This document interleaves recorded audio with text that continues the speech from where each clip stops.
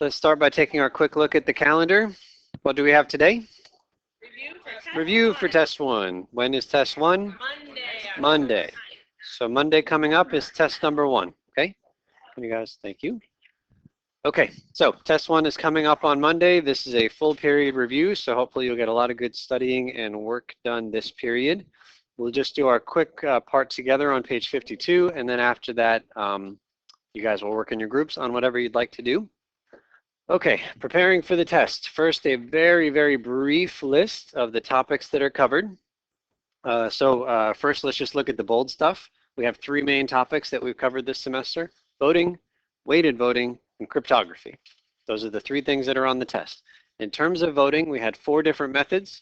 You should be able to list those 4 different methods and know how to do calculations with all 4 methods. And then separately, we had 4 fairness criteria, which would look at the winner that you've already found and decide whether or not the election was fair. We don't need to take a quick peek at page 9, but you should know that all 8 of those things are listed on page 9. Okay, page 9 of the packet. Okay, then we had some vocabulary associated with voting. So you should know what a majority candidate is. You should know what a Condorcet candidate is. You did that kind of thing on the project, so hopefully it was solidified there. You should know what tactical voting is. Essentially, it just means not voting with your heart, but trying to get a better outcome by voting strategically. But more than knowing that, you should expect a question similar to ones that we've done together, where I give you a big preference schedule, and I say, find the winner using all these different methods.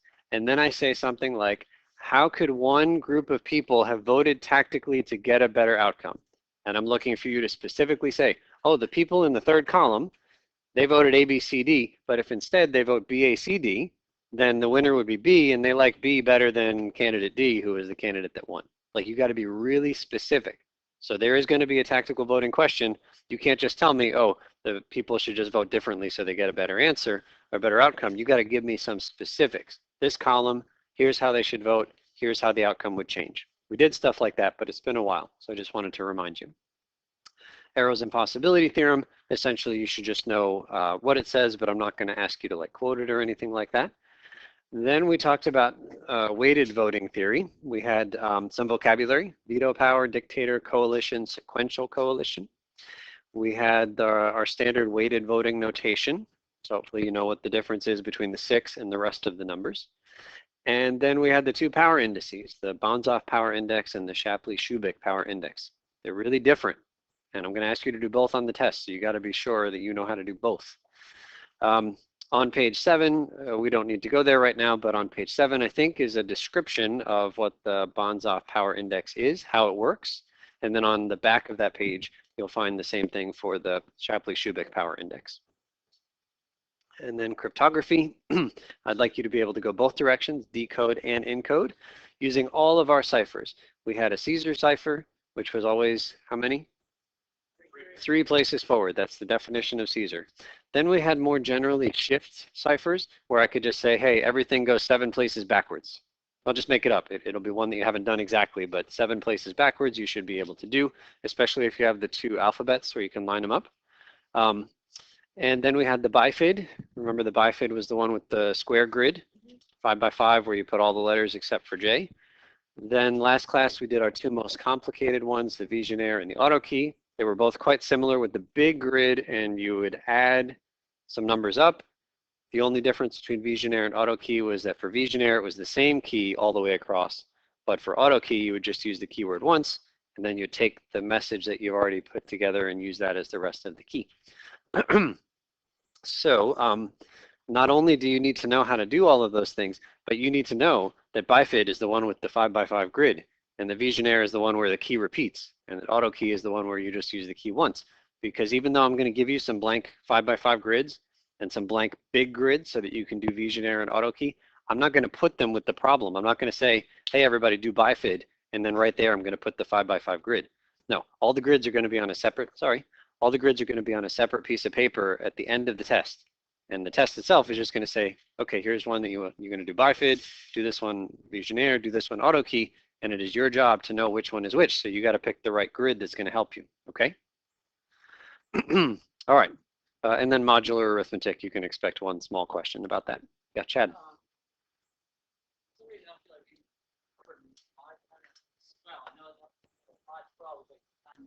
Yes.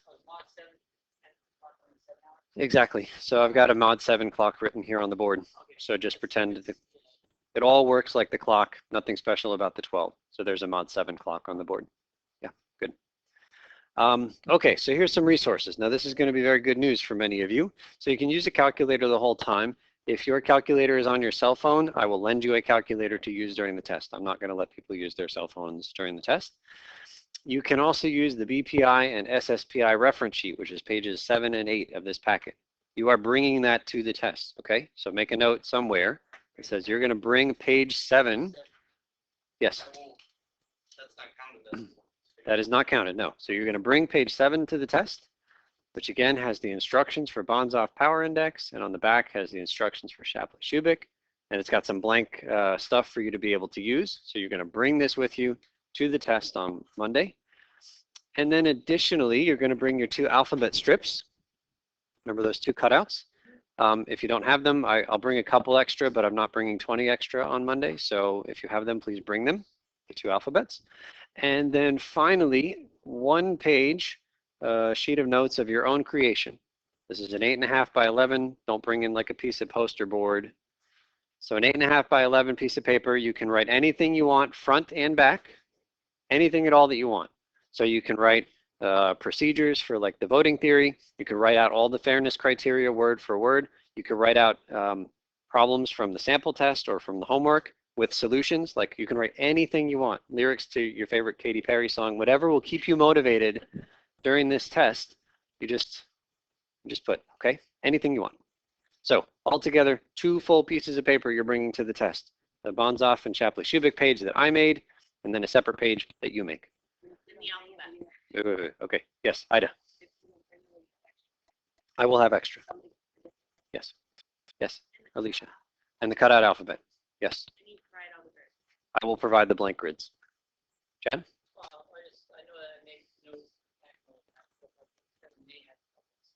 It's okay.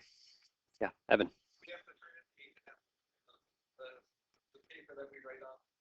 Nope, that's yours for the fridge. Okay. All right, that's good. Okay, so we got that, both sides. Any material written or typed by you, but I don't want you to just photocopy pages from the textbook. I don't want you to photocopy pages from my notes packet. I don't want you to photocopy somebody else's reference sheet. Part of allowing you to use the reference sheet is that I think that if you make a good reference sheet, that can be an effective way to help you study. And so making the reference sheet you can think of as being part of your study. And photocopying somebody else's is not going to help you study. Totally fine to type it. Yeah, yeah, that's fine. Okay, again, I will provide the blank grids that are on pages 3 and 5 of your packet. You don't need to bring those, but they're all going to be on 1 piece of paper on the test. You need to know which grid goes with which problem. Okay, generic advice, get a good night's sleep. Don't plan on doing all your studying on Sunday night. Hopefully you've already started. If not, today is the best day to start studying. Space it out, pace yourself on the test as well. Read the questions carefully. You have 1 hour and 15 minutes. The test is written to be 1 hour. We can probably push it a little bit to like 2:20 or something on Monday afternoon, but I have a meeting at 2:30, so I can't give you like a whole lot more than the time that we have. Okay, and if you have accommodations or special testing needs, please talk to me today. There are no learning objectives for next class. Your job is to study. But let the record show at this moment in time, there is an assignment due the class after the test. I'm not going to remind you of this during the test. You'll be taking the test, but I'm telling you now on the next page, there is a reading assignment for the textbook. And there are just a couple of questions of the day. There's no textbook homework per se, but you are going to be reading ahead with the next topic we're going to study after the test. You're going to answer these questions for me and turn them in on Wednesday. Okay? What's that, Mary? Yeah, I'm never sure about what number to call this one. You can just hand it in and yeah. Okay. All right. Any questions at this moment? Okay, so before I turn you loose on the sample test problems, I'll just remind you that here is a more complete list of the stuff that's going to be on the test. We just did the broad brushstroke type picture earlier today, but here's a much more detailed list of things that I want you to know or be able to do.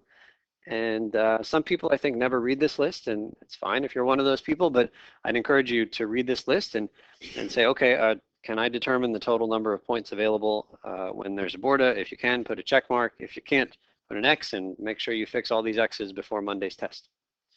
And then there's a list of resources you can check out, and then finally the sample test problems. And another reminder, I have made videos, and Caitlin has made videos. So if you type that phrase into YouTube, you will find my videos. I think her videos are listed in Moodle. There might be a playlist in Moodle. So you got at least one and possibly two videos for these problems. Okay? All right, so work with each other on anything you want, including the sample test problems or old homework or whatever you want to do to study. Raise a flag if I can help. Barb. I don't remember how many questions there are, but I can tell you like what the format of the test is. The first question is our voting question, and it is a very long multi-part question where I say find the winner using plurality, then BORDA, then elimination, then pairwise comparisons. Is there a majority candidate? Is there a violation of the Condorcet criterion? So all that stuff. And then like one weighted voting question where I say do the BPI and do the SSPI. And then essentially two cryptography questions. Encode using all the methods, decode using all the methods. So are we only having pencil, paper, and calculator with us? Is that it? Yes, and then the pieces of paper. Yeah.